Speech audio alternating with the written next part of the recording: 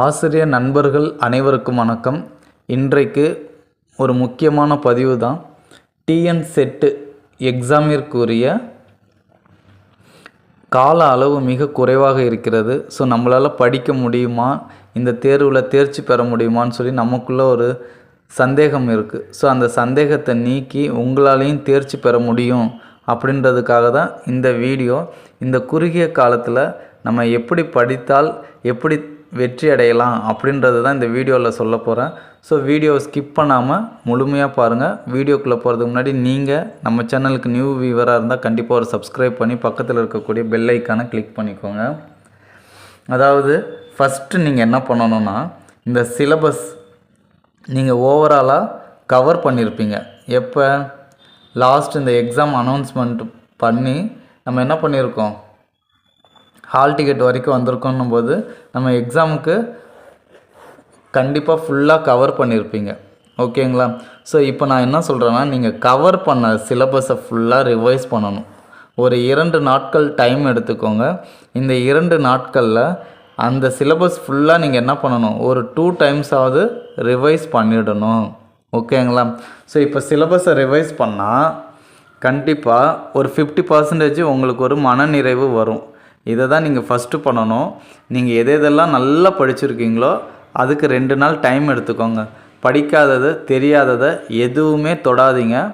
படித்ததை மட்டும் நீங்கள் உங்களுக்கு நல்லா தெரிஞ்ச சிலபஸை என்ன பண்ணணும், நம்ம கடைசியாக பார்த்துக்கலாம், படிக்காததை இப்போ படிப்போம் அப்படின்னு யோசிக்காதீங்க. படித்ததை நல்லா தெரிஞ்சதை நீங்கள் என்ன பண்ணணும், ஃபஸ்ட்டு 2 நாள் ரிவைஸ் பண்ணிக்கோங்க. ரிவைஸ் பண்ணதுக்கப்புறம் அப்படியே விட்டுறக்கூடாது. ஒவ்வொரு நாளுமே அதில் ஒவ்வொரு டாப்பிக்காக எடுத்து நீங்கள் ரிவைஸ் பண்ணணும். ஃபஸ்ட்டு 2 டேஸ் நீங்கள் என்ன பண்ணணும், தெரிஞ்சதை மட்டும்தான் நீங்கள் ரிவைஸ் பண்ணணும், தெரியாததை தொடவே கூடாது. அடுத்த ஸ்டெப்பு, தெரிஞ்சதை டாபிக் வைஸாக ஒவ்வொரு யூனிட்டாக நீங்கள் என்ன பண்ணணும், ஒரு நாளைக்கு ஒரு யூனிட்டை ஃபுல்லாக கவர் பண்ணணும். அது மட்டும் இல்லாமல் அந்த டாப்பிக்கில் நீங்கள் இது வரைக்கும் படிக்காததை நீங்கள் என்ன பண்ணணும், சேர்த்து படிக்கணும்.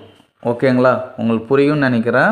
ஃபஸ்ட்டு 2 டேஸு ஓவராலாக சிலபஸை ஃபுல்லாக கவர் பண்ணணும். அடுத்து டே பை டே ஒவ்வொரு நாளும் ஒவ்வொரு யூனிட்டை கவர் பண்ணுங்கள். அந்த யூனிட்டில் நீங்கள் ஏதாவது படிக்காமல் இருந்தீங்கன்னா அதையும் சேர்த்து கவர் பண்ணணும். ஓகேங்களா? ஸோ இதே ப்ராக்டிஸ் பண்ணிகிட்டே வாங்க.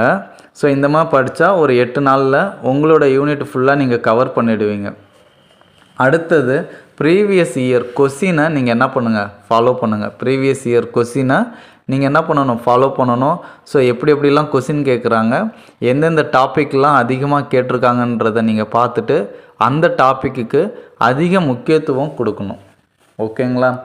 ஸோ அடுத்தது உங்களுக்கு டிஃபிகல்ட்டாக இருக்குது, இது மனசுலேயே நிற்க மாட்டேங்குது அப்படின்றதெல்லாம் நீங்கள் என்ன பண்ணணும், அந்த யூனிட்லாம் நீங்கள் என்ன பண்ணுங்கள், கேன்சல் பண்ணிவிடுங்க.